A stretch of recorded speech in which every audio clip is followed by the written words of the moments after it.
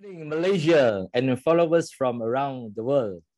The National Day is not just about flying the Jalo Gumilang or having the military parades. It's more than just that.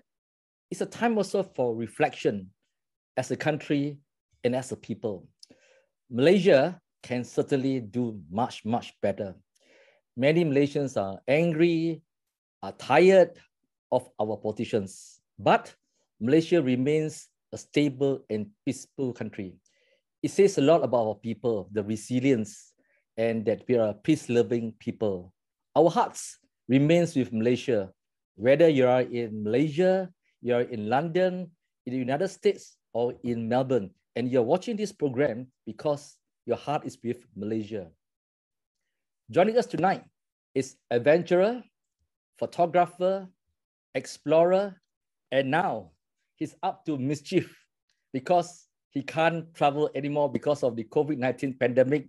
He is grounded and he has become a social critic and a commentator. Please welcome Yusuf Hashim. Hello, everyone.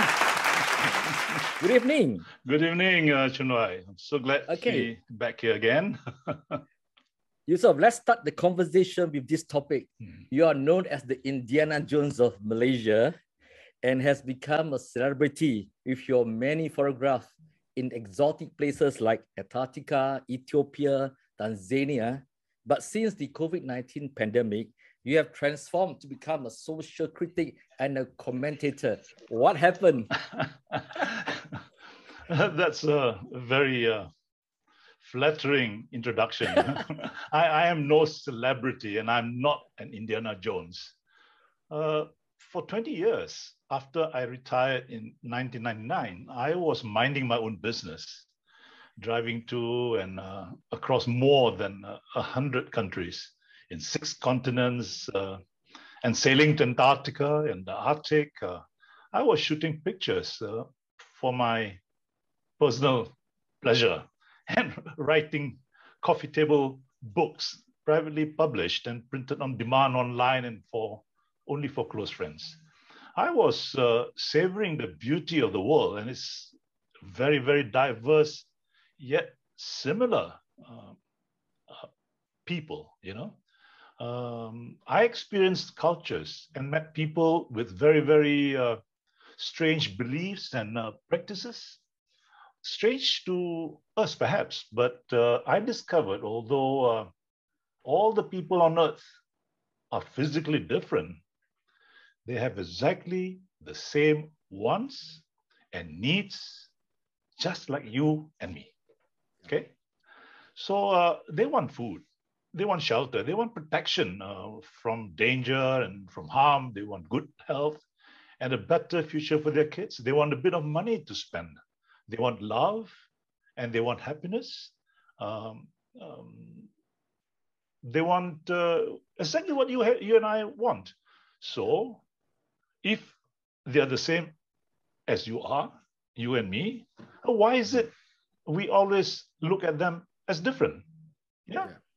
So 2 years of being locked in by COVID made me notice the incessant and selfish bickering by our politicians.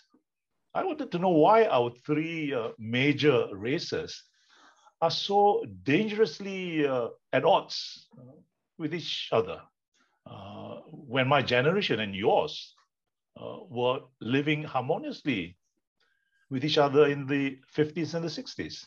Yeah. I deduced that our troubles are mostly instigated by evil and utterly selfish politicians, devoid of principles, devoid of honesty, devoid of integrity and morality. So I think they are incorrigibly stubborn. You know, during the Tunku's rule, we had some of the best government servants, some of the best police officers, some of the best military officers, and it's because we had a multiracial workforce in all the government sectors. These days, we probably have one of the highest per capita ratios of mosques to population in the world. And yet, sadly, we are seeing some of the worst corruption scandals in the world today. Our politicians are ignominiously being called frogs, and for us, the perception is by observing the wealth that they display. They display around themselves and their lifestyles. Our perception is they must be quite dishonest and immoral. I mean, where else would they get all this money to spend from? I am disappointed that after Merdeka, we've changed so much, and I'm angry too. Yes. So I resolved to try and persuade people to see the light and get rid of these nasty people. I started to write, I started to make videos, and I'm chuffed that I've been able to get a few people at least to try to do something and to reject the racists, the bigots, the thieves, and the charlatans that our politicians seems to have become. Yeah, it's a small step, but we all have to help and make a start to stop the rot. And that's why I'm here talking to you about all these sad issues. When you and I were growing up, our Malaysia was relatively well run, Today, our Malaysia is broken and torn apart by almost institutionalized racism, by cronyism, by endemic and unfettered corruption, and even by open bigotry. I hate it. Yeah. Many Malays have sadly been transformed into entitled, acquisitive, and less than honorable rent seekers by selfish, self-serving, get-rich-quick politicians, completely without principles, who use the 3 R's to brainwash the Malays, and especially rural Malays into believing that they are under threat and under siege. I believe we are in trouble, so I resolved to speak out, and that's why I'm here with you tonight. Yes. Yusuf, last year, you wrote a letter to Malaysia Kini on the 63rd National Day, expressing dismay over how Malaysia is declining. In your words, you express sadness with the creeping Arabization and the dumping down of the Malay population by politicians without honor, honesty. 1 year has passed. Do you think that we have got better, or even perhaps we may have baby steps reforms? I think we've gotten worse. Yeah, definitely. We are like a runaway bus, actually, careening downhill, and our brakes are broken. I was ecstatic, in fact, when voters managed to oust the kleptocratic government in the general elections of 2018, I think, was it? UMNO had been in power through Barisan Nasional for a long 62 years unbroken stretch. And I blame UMNO's policies and UMNO's style of politicking for the problems plaguing our country today. I thought Mahathir version 2 would be the reforming angel that would undo the unholy and corrupt crony system that Mahathir version 1 had almost single-handedly created. That has put us into such a sorry state today. One of Mahathir's biggest failure, I think, is his failure to develop and nurture a credible and able successor. It seemed to me that after a nearly successful challenge by Razali and Musa, I think you remember that, in 1987, Mahathir had developed a paranoia, of his own deputy challenging him. Yeah. I remember he played a role in actually overthrowing Tunku Abdul Rahman, because I lived through these years. 1969. Yeah. So scared of his own deputy, he had always tended to actually pick deputy prime minister candidates that were lame ducks. We saw how he installed lame duck Abdullah as his successor. And then he schemed to replace Abdullah with a cunning but smarter Najib. We then saw how he united the Pakatan Harapan rebel into a winning coalition for the general elections in, I think, 2018, to oust the kleptocratic regime Mm. of his protege. Yeah. And Actually, then, Yusuf, yeah, sorry, Yusuf. yeah. Yeah. Sorry for the interruption. Actually, Mahathir started his problem with Musa Hitam.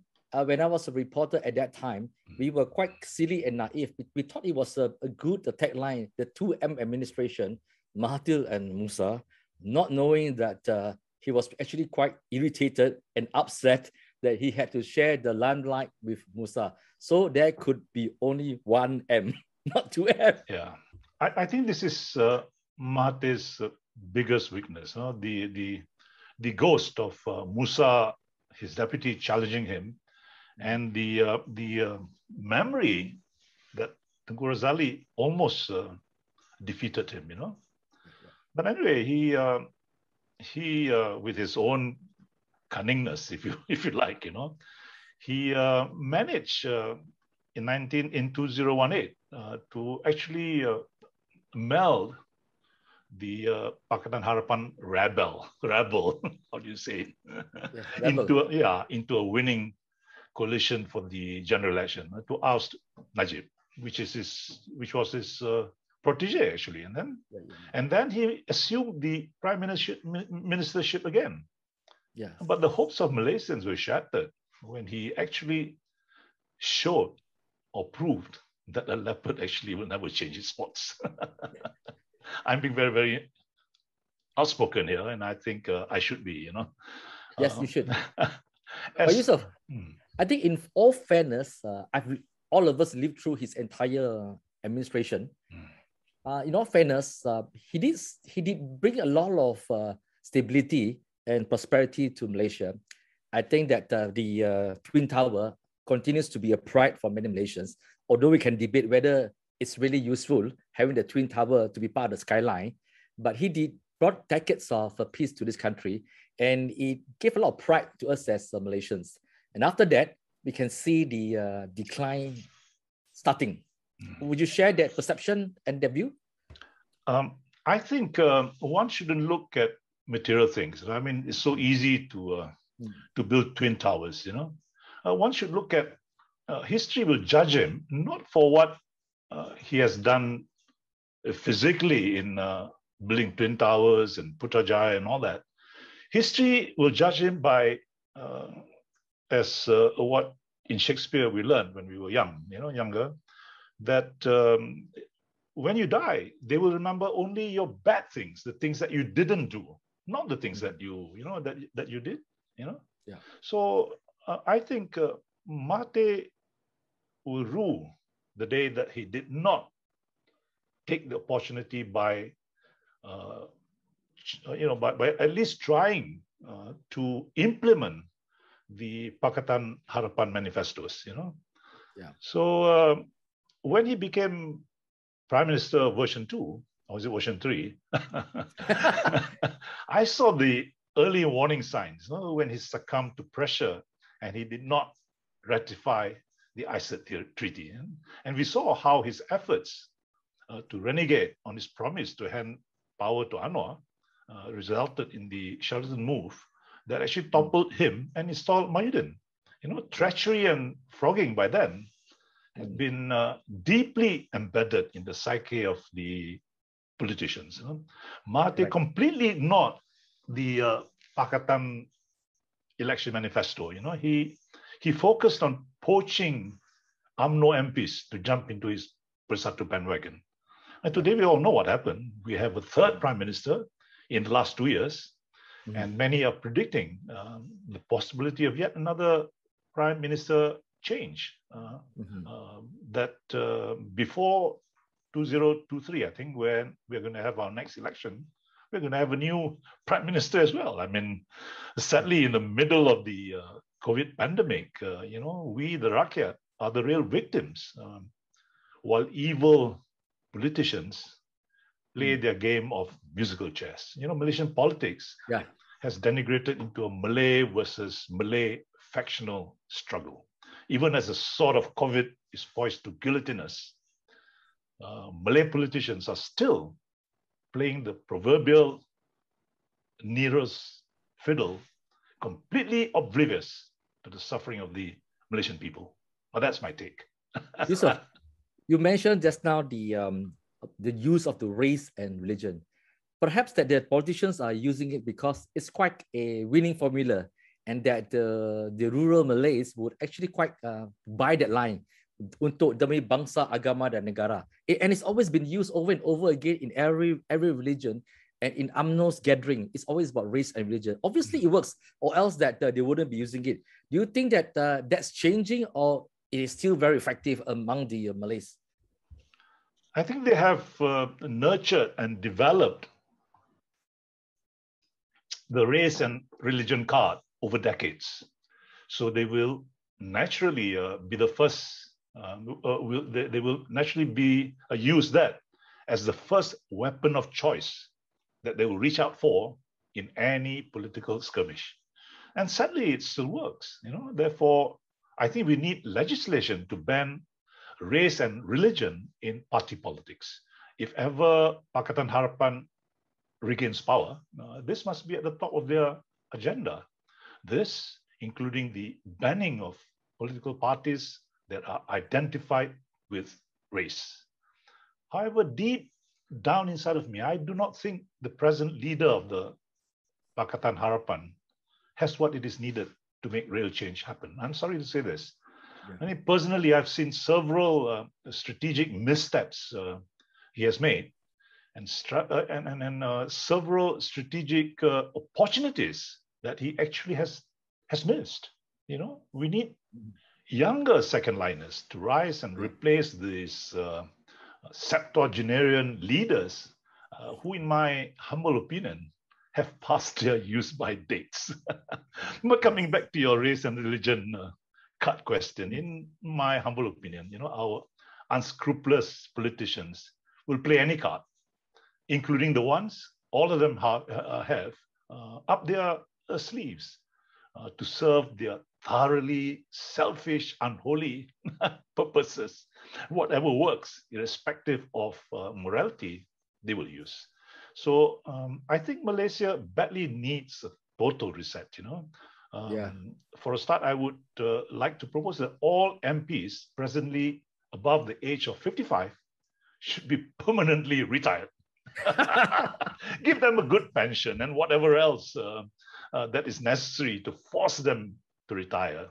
Make the pension conditional upon them completely staying out of politics in any form.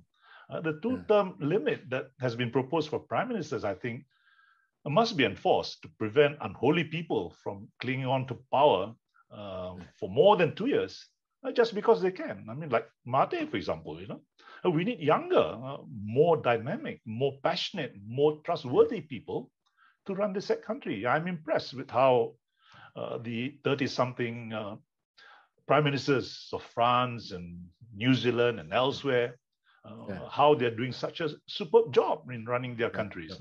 I'm also impressed with how outstanding lady prime ministers can be compared to males. We need to consider voting in and appointing ladies who have potential for becoming prime ministers. Don't buy the argument that past is trying to sell, that ladies should never be allowed to become prime ministers. And in my opinion, the Undis 18 must be quickly passed. I'm appalled that the Registrar of Societies, the Election Commission, the Deputy Speakers, the Speakers, all these posts have been weaponized to serve the interests of unholy governments. This is thoroughly bad. These posts must be filled with only principled people.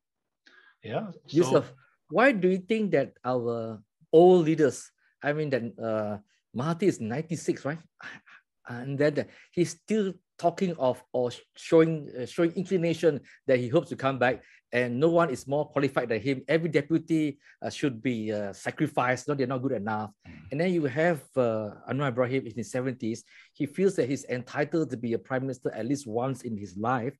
And then you have Tunku Razali, 80 over years old. He thought that perhaps I should be a prime minister before I go. And there are many of these leaders who can't just seem to leave the stage and say goodbye. and they block all these young leaders from coming up. I think that his daughter, Nuriza, will make a much better potential candidate than the father. But a lot of these young leaders are able to rise up because they get chopped by the warlords and the structure of these political parties. Your take, please. Yeah, as I said just now, I think there must be a law to prevent anybody above 65 to become prime ministers. Just now you say 55. Now 65. Because, okay, maybe what I mean is that there must be a bar, an age bar, you know. We've already said 2 terms bar. We ought to have also some kind of an age bar. I do not know what it should be. Maybe people are sometimes at the peak of their mental capacity in their 60s, their early 60s, I think. You know, so maybe we should have a time bar or age bar for prime ministers. I also think we should have a term limit, not only for prime ministers, but also for member of parliament, you know. Agree. I mean, many of them become career politicians. Huh? They are around still when they're no longer useful and they are just whatever the party says they do, you know. So, so these are some of the things that I think they ought to be doing. Yusuf, Yusuf, you were from the private sector. You were doing you were a CEO in your previous corporate life. You know, in all corporate sector, there will be no such thing as a CEO who is in his 70s, 80s and 90s. But in running a country, we seems to tolerate and allow this madness to continue. You know, it is unbelievable. Yeah. I don't think there are no, what you said, that there are no CEOs in their 80s and 85. Our public bank. But that's because he owns the bank. Okay. Many of those who are in their 80s and still running their companies are actually owners of their own banks. So when I was working, during my time, the retirement age was 55. And now I think they've increased it to 60. So maybe 60 ought to be the age limit for politicians, for prime ministers, and for even members of parliament. You know, so I think that's a good policy, you know, to implement. What has brought this country, Malaysia, to embrace Arabization? Some call it Talibanization. Why have we become more conservative to this point now, where you are judged by how you are dressed, and even Arabic terms have replaced a lot of Malay terms, especially in the celebration of Hari Raya, Buka Puasa. It's been used, Arabic terms have been used now. Why do you think that this is allowed to continue, and why is it more and more Muslims accept it? I think through our lifetime, you and I have been around for about 70 odd years, you know. You are below 70, I think. But anyway, how this came about, if I remember, is that PAS started to play the religion card, you know. They came in to try and persuade the simple kampung folks to support them by throwing religion into the mix, you know. And then UMNO came into the picture to do the same, to try and outdo PAS. So this action of going one over another, being more and more Arabic than the other, eventually leads us to having, you know, as I said just now, probably the highest population to mosque per capita ratio in the whole world, you know. And I hesitate to talk too much about this because people are very sensitive. But I think the Arabization, I remember when we were younger, you know, very sweet ladies going around wearing baju kurung and baju kebaya and that kind of thing. And now everybody is all covered up. So there is the argument that the Quran decrees it. As I said, these are sensitive issues which can touch very sensitive people. I have my own views though. So this creeping Arabization by itself is not bad. It's not evil. If it makes them more religious, if it makes them less kleptocratic, for example, or less immoral, or less dishonest, then I think Arabization is good.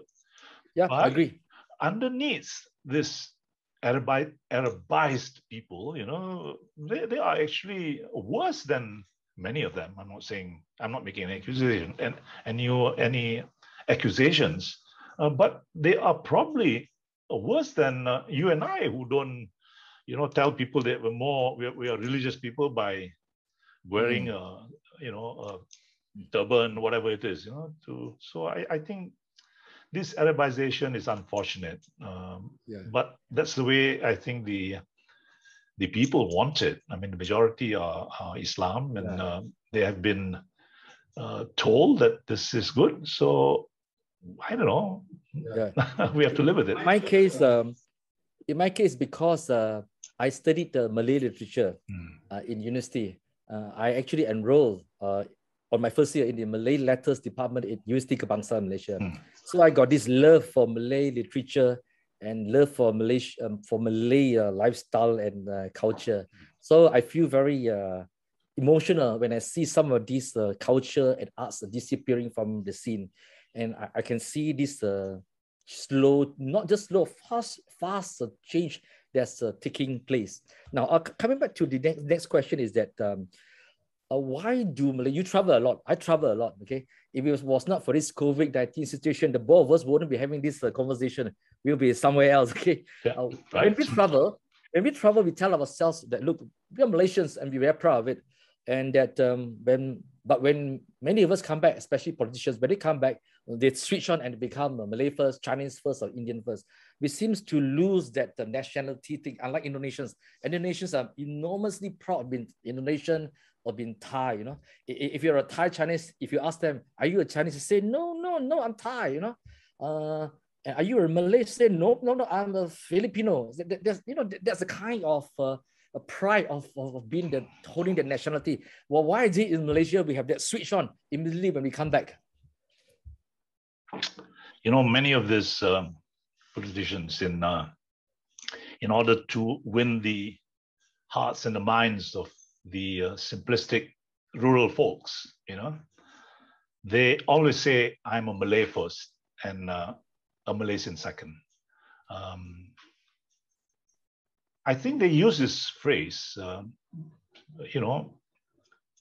want to be unkind. I think it's the inherent duplicity in them, It's like the pedophile claiming he's a harmless gentleman when he's applying for the warden's post in a girls' orphanage, I've always told my two daughters to beware of gentlemen, because gentlemen are simply very patient wolves,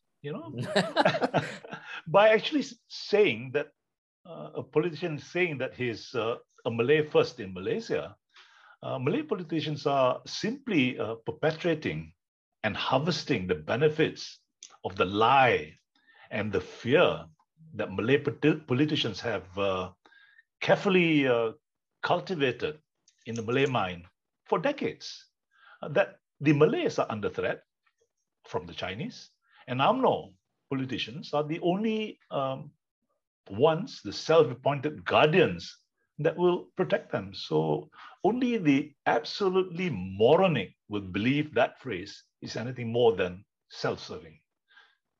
That's my my honest opinion.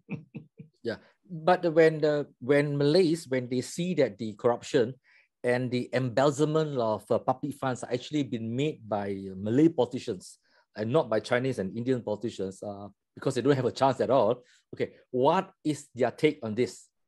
I mean, that if I'm a Malay and you tell me that, look, demi bangsa, agama, and the negara, and the Chinese are actually a threat to you, but I can actually tell that, look, all the money that has disappeared from the government agencies are actually Malays. I'm sure it's slowly, this kind of perpetual myth will not be working much longer anymore. I mean, from the way I look at the social media, it looks like a tactic that is slowly going to go away. And I actually believe that will happen. Do you share that view?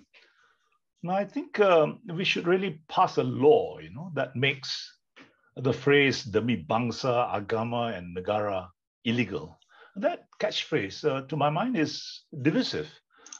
which bangsa are they talking about? Which religion? And the link of the phrase with negara, which should really belong to all Malaysians, and not just Malays who profess the Islamic faiths, by saying bangsa, agama, and negara, you guys, the non-Malays, are completely excluded. So I think that's grossly unfair because the negara belongs to all of us, not only the bangsa, which is, in my mind, bangsa means, the bangsa Melayu, and Islam, the religion. So in fact, we should introduce a law that political parties and political appeals are based on race or religion should never ever be allowed in this country. Politicians do what they do and say what they say because nobody has the temerity to sort of make regulations that prohibits them from using such inherently divisive phrases. These divisive but subtle issues really need the attention of the Pakatan Harapan government, if ever they come back into power, to be one of the first issues that they should address. Because any UMNO-led government will never, ever make any changes in this area. So don't hope. When you look at the Pakatan Harapan government, when they formed the government, probably they did not expect they form a government. That was why a lot of the promises that they made could not be fulfilled because they know that it was not possible. But because it was promised, and then they were in the government, and by the admission, they actually said that they did not believe they could form the government. And there was actually a lot of trial and error. A lot of the non-Muslim leaders who were appointed to certain ministers' posts had a hard time dealing with the government servant because, they were in opposition, they were in DAP, and they were always very aggressive, very combative in their nature, and they could not handle the Malay government civil servant well. They lacked that ability to be berbudi bahasa, and to talk to people nicely. And the result, many people say that there will not be any non-Malay who will ever be a finance minister again. Neither would there be any possibility of a non-Malay becoming an attorney general because they did not know how to handle the institution and the entrenched culture well because they did not understand Malay well. Do you think that that will be a hindrance to future changes in portfolios for non-Malays because of these unpleasant experiences that was experienced by many of these government servants? I seriously don't think so. I think we are only that much in terms of the existence of civilizations. We are only 50, 60 years as a nation. The US took 200 years before a black person was appointed as a president. Now it's possible. Last year, the first time that Pakatan Harapan became the government, we had a Chinese prime minister, finance minister, once again, after years and years of the absence of any such post held by Chinese. I remember very, very fondly the performance of people like Tan Siew Sin, the impeccable, impeccable integrity of these people. There are very, very few prime ministers, finance ministers over the last few years that can even come close to this kind of people, where integrity is unquestionable. Yusuf, we are 64 years old. The Malay population will go up to be around 70%. Chinese will decline to maybe 25%. Indians have been overtaken by the foreigners. They are quite actually very small. The affirmative action, the new economy policy, was formulated in 1969 to eradicate poverty and to restructure society. So now we see a huge Malay middle class, which is actually good for the country, and that it has provided a lot of stability. But do you think that the affirmative action still serves its purpose now, after so many years?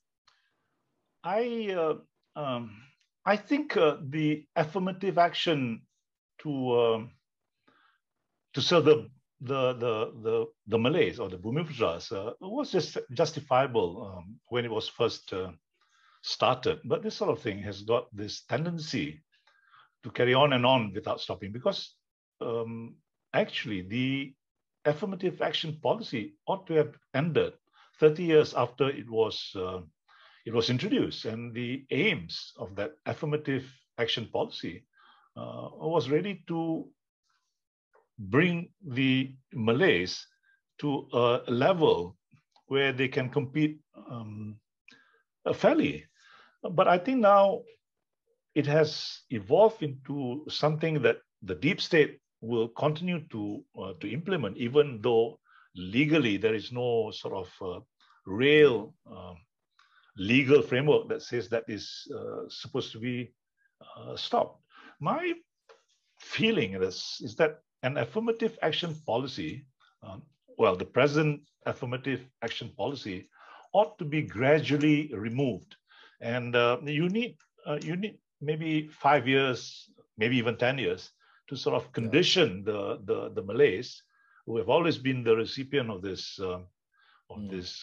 special assistance policy, that while you are withdrawing bit by bit the affirmative action policy targeted for the Malays, you should introduce a parallel affirmative action policy that targets the lower portion of the B40, irrespective of race, based on needs. Yeah. So you should do this, and to implement this in parallel, you need to have a very effective public brainwashing program, to brainwash them or to persuade them that this sort of thing is not going to be, the beginning of the fall of the Malay assistance package. But if you're poor, then you will get assistance, whether you're Malay or Chinese or Indian or whatever. So they need to be persuaded. And this takes very, very clever public relations exercises, long term, with very, very clever, unseen policies of slowly bringing in this new affirmative action policy targeted at the lower portion of the B40, and withdrawing this affirmative action targeted especially for Bumiputras. So I think Yusuf, that's the way it should go. But Yusuf, I think that it will come in quite naturally because, as I said, that the Malay population will go up to around 70%, 75%. The Chinese and Indian will be so insignificant, they really do not really be seen as a threat anymore. So by that time, when you reach 70% to 80%, nobody will look at it from a racial point of view. It will be more class stratification. People look at it, whether you're a rich Malay or you're a poor Malay or a middle class Malay. You can see the language being used now is even like, what they call it, the B20, M20, B40, you can see that language is replaced race as a whole. I think it will come quite naturally to that point. 10 years from now, or even 15 years from now. So I'm quite optimistic coming there, because I like to bring up this question. Okay, now, that we come from the English school, English medium school background. The English school was seen as a neutral ground. The Chinese, the Malay, and Indians, we met our friends in the English medium school. And we really had the friends from other races, because that, it was a tested kind of friendship. Sometimes we quarrel, we break up, and then we have a friendship back again. They actually spend time at our home. They sleep over at our home. But now, although a lot of Malaysians say that they have friends from other races, they actually perhaps just functional relationship. Somebody they met their colleague, okay, rather than friends. So they call themselves friends, they actually colleague, or is a business associate, but not those that we actually grew up with. When you grew up together in school, you have a different kind of bond, a very tested relationship. And that relationship lasts until at our age. Yeah. Of course, we say that the English medium school no longer exists, okay? But if you are rich and you can afford, you can have attend English medium schools at a private school or the international school. So that's the irony. Now, we all know that a lot of politicians send their kids to overseas, okay? They send their kids for boarding school in the UK or Australia, even when they're just 15 years old. So there's a lot of hypocrisy here. What is your take on English as a language? I think it's quite unfair to accuse politicians of sending their their kids overseas, because almost all of us want to send our kids overseas.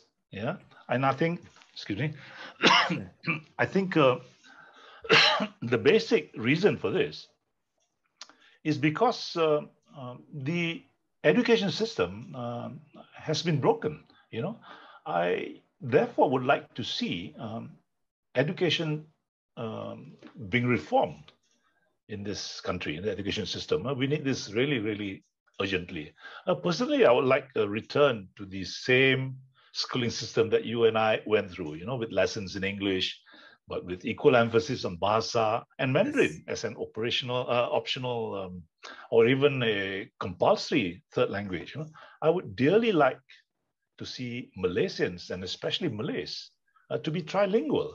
The irony is, you know, most politicians, as you said, send their kids to international schools where the medium of instruction is English, and some ministers even send their toddlers to Parisian kindergarten. So our local national type schools must be made good enough for everybody to want to send their children to these schools. So we must dismantle, first of all, the silo system of education that somehow has creeped into the structure. You know, Chinese medium schools can continue to exist in my new view, but they must be amalgamated into the national school system and be government funded, and with equal numbers of students from all three major races admitted. You cannot have a Chinese school system or Chinese school within the present system where 95% or 98% of them are Chinese. Yeah. You know, so, and that's because they are being funded by private funds. So I'm saying you can have a Chinese medium for instruction for schools, but it must be government funded, and 33%, 33%, 33%, at least half or one third for Malays and Chinese. Huh? That way you force integration. Ditto for the English medium schools that I said that we should also create. No? So there, in my ideal view of things, I would like to see, it's impossible or maybe not practical to dismantle the national education system where Malay is the medium of instruction. I would like to say that why not we create the same kind of school systems that you and I were brought up with, based on English, same kind of system, you know, Malay compulsory, Chinese optional. And then we develop this side by side with the Malay language medium school. If you want to pass your Form 5 or whatever is the school certificate that is that is required now, be like what we had those days. You know, either you get, if you don't get a B or a C, a minimum of pass in Malay, your school certificate is not granted. Period. Yeah. So these three systems are funded by government side by side, and parents will choose what they wish for their children to be educated in: Chinese, Malay, or English. So eventually, they will gravitate to the part that they feel is most useful to their children. And right at this moment, I mean, Malay is good we need a national language. Unified language. Yes, but the language of commerce, the language of the world is not Malay. You know, you need to know Chinese, especially in the next within the next 10 years or so. China is going to be the biggest economy in the world. So it is in our interest right now to actually start Malaysian students, especially Malay students, you know, to be proficient in Chinese. So what's the beef? I mean, just do a parallel system where we have all these three, and then parents choose. and make sure in all these three schools, including the Chinese school, the Chinese national school, that Malay must be passed. Yeah. Yeah. So in that way, I think that would be the reform of the. Right now, many people send their kids to international schools locally and abroad. It's because they think the local schools are not good enough. That they think that if you graduate from a Malay medium sort of school system, what you're going to get is somebody that will only be able to find employment in this country. And they feel that if you're English educated, at least you can have information which is available online without waiting for it to be translated into Malay. You see? So I think all those three languages are good. The policy should be to make them equally necessary, so that if, ideally, everybody in Malaysia should be trilingual. Forget about racism, forget about your Chinese is, the enemy of Malays and that kind of thing. I would wish my own grandchildren to be trilingual. Yusuf, what you say is actually very workable if there's a political will. Because if you're in Holland, if you're in France, if you're in Switzerland, if you're in Belgium, most of them can speak at least three languages. They can speak English, they can speak German, or they can speak French, because they can actually take three languages, not a problem. But in our case, our parents sent us to Indian school because Britain was then the economic powerhouse. In my case, I can't speak a word of Chinese. I can't even write my name in Chinese. I'm a total banana, and I can see I can feel my inadequacy. I know that China has rise up. It's not even 10 years. It is already here. And I'm no different from you and other Malay boys, because I really cannot speak Chinese. And I know that it is a great disadvantage, and that everyone should know how to speak Mandarin, read Arabic, read Indonesian, and even read Indian. It is doable, because the young people, it's like a sponge, they can take languages quite easily. But we are Malaysians, the government is always afraid of their own shadows. Now, the reason why I blame the politicians is because they formulate the policy, okay? So now, I'm coming to the final question. You mentioned earlier that you decided to be a social critic, a political commentator, because you felt that you need to speak up for the sake of this country and for Malaysians. Do you sometimes feel that there are not too many of us who dare to stick our neck out? Do you feel that way? Do you have any messages from your friends sending WhatsApp to you and say, Yusuf, I think you should just go traveling and not make political comments? Do you have that problem? Or do you think that more of us should speak up? I think the problem with if I may mention this, the problem with the Chinese, they're apathetic. They somehow feel that they mustn't speak up. My God, if you don't speak up for your own rights, I mean, do you expect a Malay who's on the gravy train to speak up for you? I mean, there are people like me that's willing to speak up because I'm not on the gravy train, But most of the politicians are on the gravy train. It's not reasonable. I mean, it's good if they do it, but human nature is such. If I'm benefiting, why should I change the system? So it is up to you, if you feel affected, to actually speak up. I've been encouraging all my friends, all my Chinese friends especially. I mean, don't just expect the Malays to speak up for you. You have to also speak up. Why? Are you afraid? Afraid of what? It's not fright here. It is apathy. You don't want to. You just like to mumble to yourselves, and you get into your groups and condemn this and condemn that. Speak up, for goodness sakes. Speak up. They're not going to arrest you. So I think that is one of the problems that we currently have. Every time I'm in some of this, social media group, they always say, we want you to speak out. You have to, well done, Yusuf, you're speaking up for the Chinese. I say, it's about time that you start to actually begin to speak up for yourself, because if you expect me or my colleagues who are Malays to speak up for you, then I think that's not enough, you know. Yeah. Yusuf, one final message from you to all Malaysians for the National Day. Yeah. Okay, I've already written quite a lot about what I would hope for the new Malaysia, you know, and I think even in this short talk that we've had, I've spoken of several reforms that I would like to be implemented, you know. So we are facing a life and death threat in this COVID pandemic. I would like to tell or say to all politicians, for the sake of all Malaysians, please change your behavior. You know, all of you are presently probably the most despised group of people in Malaysia. You politicians are perceived to be totally selfish, totally uncaring of the rakyat.